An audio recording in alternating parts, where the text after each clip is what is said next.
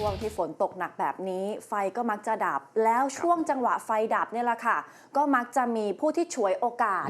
โจรเลยค่ะทำงานนะคะไปขโมยข้าวของในช่วงที่ไฟดับเสียหายเลยนะคะนี่เกิดขึ้นที่จังหวัดอ่างทองนะคะไปตรวจสอบในอาคารพาณิชย์แห่งหนึ่งนะคะเลขที่ 32/1 ถึง 32/5 ที่ริมถนนสายอ่างทองป่าโมกในตำบลปางแก้วนะคะปรากฏคนร้ายไปงัดหน้าต่างด้านหลังคุณผู้ชมช่วงที่ไฟดับ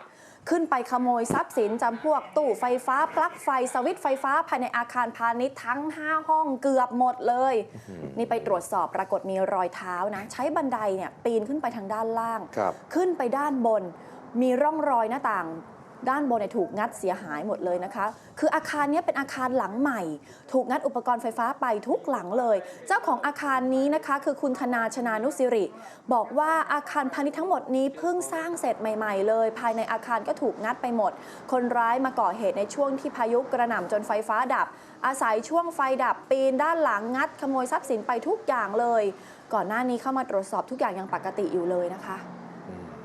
ก็ต้องเฝ้าระวังกันหน่อยช่วงนี้ขโมยขโจรก็ชุกชุม